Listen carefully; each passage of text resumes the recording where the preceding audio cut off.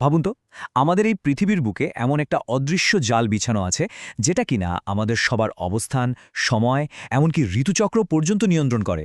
চলুন আজকের এই আলোচনায় সেই জালেরই রহস্যটা একটু একটু করে খোলা যাক।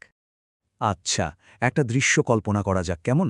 ধরুন, আজ থেকে কয়েকশো বছর আগে এক নাবিক মাঝ সমুদ্রে হারিয়ে গেছেন। চারদিকে শুধু জল আর জল।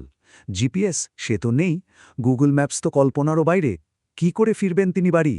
ওই যে নাবিকের ভয়ঙ্কর সমস্যা, ঠিক সেই সমস্যার সমাধান খুঁজতেই কিন্তু মানুষ এক অসামান্য জিনিস তৈরি করে ফেলল। কি সেটা? একটা অদৃশ্য গ্রিড, যা কিনা পুরো পৃথিবীকে একটা চাদরের মতো মুড়ে রেখেছে। এটাকে অনেকটা বলা যেতে পারে আমাদের এই পৃথিবীর একটা ইউজার ম্যানুয়াল। তাহলে আর দেরি কেন?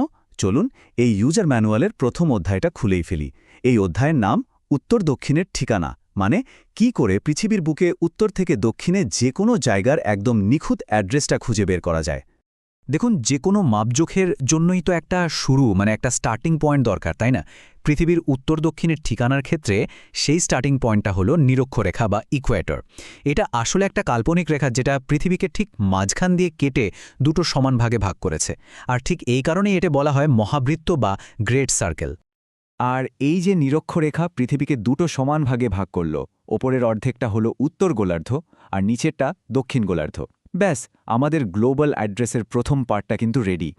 শুধু নিরক্ষর রেখায় নয়, এর সমান্তরালে আরও কয়েকটা খুব গুরুত্বপূর্ণ রেখা টানা হয়েছে, যেমন কর্কটক্রান্তি রেখা, মকরক্রান্তি রেখা। এই রেখাগুলো কিন্তু ভীষণ ইম্পর্ট্যান্ট, কারণ এরাই ঠিক করে দেয় পৃথিবীর কোন জায়গায় কতটা সূর্যের আলো পৌঁছাবে, আর তার ওপর ভিত্তি করে সেখানকার জলবায়ুই বা কেমন হবে।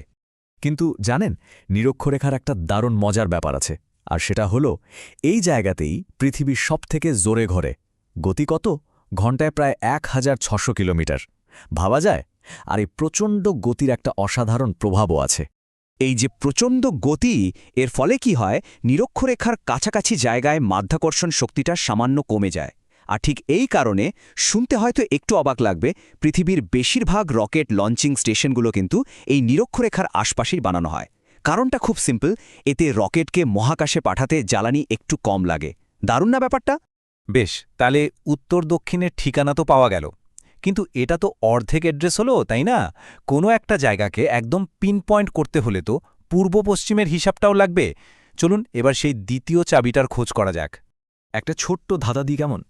স্পেনের মাদ্রিদ আর আমেরিকার নিউ ইয়র্ক সিটি, এই দুটো শহর কিন্তু প্রায় একই অক্ষাংশে আছে, কিন্তু তাদের মধ্যে দূরত্ব হাজার হাজার কিলোমিটার। তাহলে শুধু অক্ষাংশ দিয়ে তো এদের আলাদা করা যাচ্ছে না। উপায়টা কি? আর এই ধাঁধার সমাধানটাই হলো দ্রাঘিমাংশ বা লঙ্গিটিউড। এই রেখাগুলো কিন্তু অক্ষাংশের মতো গোল নয়। এগুলো উত্তর মেরু থেকে শুরু হয়ে সোজা দক্ষিণ মেরুতে গিয়ে মেশে, ঠিক যেন একটা কমলালেবুর কুয়া। ভাবুন তো। তাহলে পুরো ছবিটা এবার পরিষ্কার হলো। অক্ষাংশ আর দ্রাঘিমাংশ, এই দুটো মিলেই কিন্তু তৈরি হয় পৃথিবীর যে কোনো জায়গার কমপ্লিট অ্যাড্রেস। কিন্তু মনে রাখতে হবে, এদের গঠন কিন্তু একদম আলাদা। অক্ষাংশগুলো হলো আড়াআড়ি টানা পূর্ণবৃত্ত, আর দ্রাঘিমাংশ হলো লম্বা লম্বা অর্ধবৃত্ত, যেগুলো দুটো মেরুতে গিয়ে একসাথে মিশে গেছে। অক্ষাংশের যেমন স্টার্টিং পয়েন্ট ছিল নিরক্ষরেখা, দ্রাঘিমাংশের স্টার্টিং পয়েন্ট বা 0 ডিগ্রি কোনটা? সেটা হলো মূল মধ্যরেখা, যা লন্ডনের গ্রিনিচ শহরের ওপর দিয়ে গেছে। আচ্ছা, গ্রিনিচই কেন? কারণটা ঐতিহাসিক। 1884 সালে যখন এই সিদ্ধান্তটা নেওয়া হয়, তখন সামুদ্রিক মানচিত্র বানানো বা ন্যাভিগেশনে ব্রিটেনই ছিল সবার সেরা। কিন্তু দ্রাঘিমাংশের আসল কেরামতি শুধু লোকেশন বলাতেই শেষ নয়। এর সঙ্গে এমন একটা জিনিস জড়িয়ে আছে, যা ছাড়া আমরা এক মুহূর্তও চলতে পারি না। কি সেটা? সময়। ব্যাপারটা খুব সহজ একটা অঙ্কের মতো। পৃথিবী নিজের চারপাশে একবার ঘুরতে, মানে 360 ডিগ্রি ঘুরতে সময় নেয় 24 ঘন্টা। তার মানে দ্রাঘিমাংশ আর সময়ের মধ্যে একটা সরাসরি যোগসূত্র আছে। আর সেই হিসাবটা হলো, প্রতি 1 ডিগ্রি দ্রাঘিমাংশের পার্থক্যের জন্য সময়ের পার্থক্য হয় ঠিক 4 মিনিট। আর এই যে 1 ডিগ্রিতে 4 মিনিটের হিসাব, এটাই কিন্তু সারা পৃথিবীর টাইম জোনের মূল ভিত্তি। নিয়মটা হলো, গ্রিনিচ থেকে যত পূর্বে যাওয়া যাবে সময় তত এগিয়ে থাকবে, আর পশ্চিমে গেলে সময় পিছিয়ে যাবে। আর ঠিক এই কারণেই তো জাপানে যখন ভোর হয়, আমেরিকায় তখন গভীর রাত। এবার আসি আরও মজার একটা কথায়। গ্রিনিচে ঠিক উল্টো দিকে, মানে 180 ডিগ্রি দ্রাঘিমা রেখায় আছে আন্তর্জাতিক তারিখ রেখা। এই লাইনটা পেরোলেই কিন্তু শুধু ঘন্টা বা মিনিট নয়, ক্যালেন্ডারের তারিখটাই বদলে যায়। মানে সোজা কথায় এটা এক ধরনের রিয়েল লাইফ টাইম ট্রাভেল। তাহলে লোকেশন আর টাইম দুটোকেই আমরা একটা অদৃশ্য সুতো দিয়ে বেঁধে ফেললাম।